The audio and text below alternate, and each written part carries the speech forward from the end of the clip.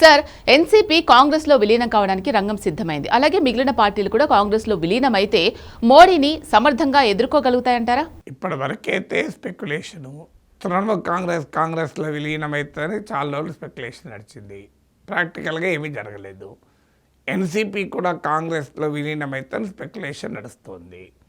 అందువల్ల కాంగ్రెస్ పార్టీ నుంచి బయటికి వచ్చినటువంటి పిల్ల కాంగ్రెస్లన్నీ మదర్ కాంగ్రెస్లో విలీనం కావాలి అని కాంగ్రెస్ వాదులు కొంతమంది, ఈవెన్ శివసేన నాయకుడు సంజయ్ రౌత్ లాంటి వాళ్ళు మాట్లాడుతున్నారు. ఎందుకంటే దేశంలో 200 సీట్లలో బీజేపీకి ప్రధాన ప్రత్యర్థి కాంగ్రెసే. అందువల్ల దేశంలో కాంగ్రెస్ రివైవ్ కాకుండా బీజేపీ దూకుడుకు కళ్ళం వేయలేరు అన్నది ప్రతిపక్షాల ఆలోచన. అంతవరకు నిజం. అందువల్ల కాంగ్రెస్ పార్టీలో ఇతర పార్టీలు విలీనమైతే అది ఉపయోగమని. కానీ సమస్య ఏంటంటే ఇతర పార్టీలు బలంగా ఉన్నప్పుడు విలీనమైతే ఉపయోగం, బలహీనులంతా జోగి రాసుకుంటే బూడిద రాలుతున్నట్లు బెంగాల్లో అడ్రస్ లేకుండా పోయిన తృణమూల్ కాంగ్రెస్ వచ్చి దేశంలో ఓడిపోయిన కాంగ్రెస్తో విలీనమైతే ఏం ప్రయోజనం వస్తుంది? సో మీకు 2 బలమైన పార్టీలు ఏకమైతే అది మరింత బలాన్ని పుంజుకుంటుంది. 2 బలమైన పైన పార్టీలు ఏకమైతే కాస్త బలం పెరుగుతుంది, పెరగదని అంటలేను. కానీ అది రాజకీయ పరిస్థితిని పూర్తిగా మార్చేంత సీనేమి ఉండదు.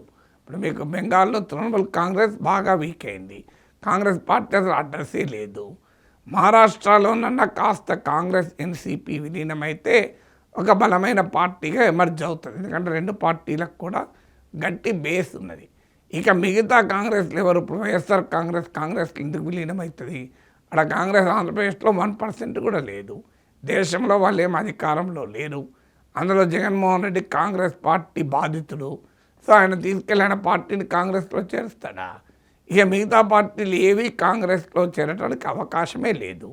అందువల్ల ఏం చేరినా తృణమూల్ కాంగ్రెస్ అలాగే ఎన్సీపీ ఈ 2 పార్టీలే చేరాలి. అందువల్ల అతిగా ఊహించుకోవడం కూడా ఉపయోగం లేదు. బీజేపీని ఎదుర్కోవడంలో కాంగ్రెస్ పార్టీలో ఇతర పిల్ల కాంగ్రెస్ విలీనమైపోతే పరిస్థితులు ఆటోమేటిక్గా మారవు. కాంగ్రెస్ పార్టీ బలం పెరగకుండా ఎవరొచ్చి విలీనమైన ఏమవుతుంది?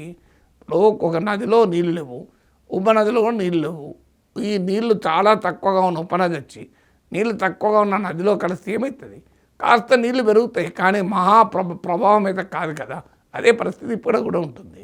అల్టిమేట్గా కాంగ్రెస్ పార్టీ మీరు బీజేపీని ఎదుర్కొనే స్థాయిలో నాయకత్వం డెవలప్ కావాలి, పార్టీ ఆర్గనైజేషన్ బిల్డ్ కావాలి, నరేటివ్ బిల్డ్ కావాలి, అలాంటి ఇష్యూస్ను పట్టుకోగలగాలి, బీజేపీ వ్యూహాలకు ప్రతి వ్యూహాలు రచించగలగాలి, మిత్రులందరినీ కలుపుకోగలగాలి.